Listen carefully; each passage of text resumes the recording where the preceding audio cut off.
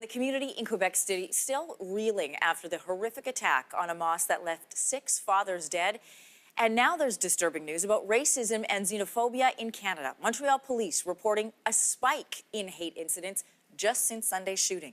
With the latest details from Sainte-Foy, Quebec, we're joined by CTV's Vanessa Lee. And Vanessa, let's start off with this new statistic coming from Montreal police about the increase in hate crimes since Sunday. Well, that's right. Amidst all of the messages of hope and solidarity that we've seen in Quebec City and right across the country in the past couple of days, there's also a disturbing trend emerging in Montreal. Since the shooting on Sunday night, so we're talking just, a little bit more than 48 hours, they have received 14 calls related to hate crimes. And just to put that in perspective, Montreal police received about 55 calls over a 6-month period ending in December. So you can imagine there are a lot of questions being raised today about, how that could happen, how more hatred incidents could have been spurred by this tragedy on Sunday night.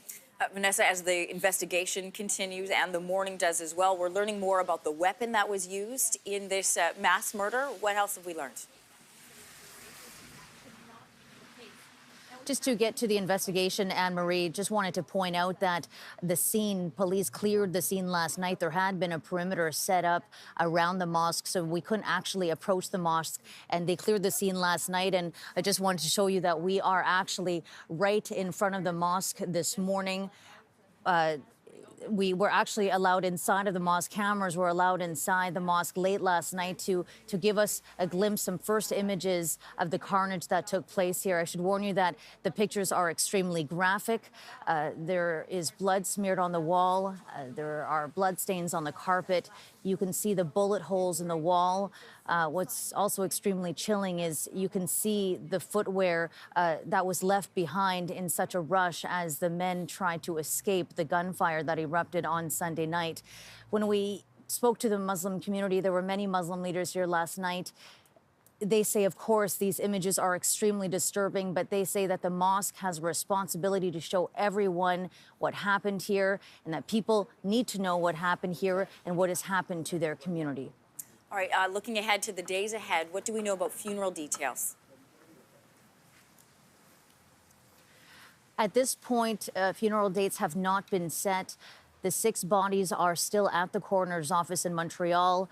We've been speaking with family members and friends over the past couple of days who say that they are eagerly awaiting for the bodies to be released.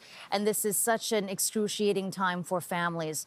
These men, many of them were the sole breadwinners in their household, so it has been even more difficult for these women who are wondering where their source of income, what about money? How are they going to look after their kids in the coming days and weeks? But also now this excruciating, heartbreaking task of having to bury their husbands. So we don't have any dates or times or even locations set at this moment, but the community has really come together for these families. More than $300,000 has been raised through various organizations that will help pay for funeral costs as well as any costs to help the families move forward.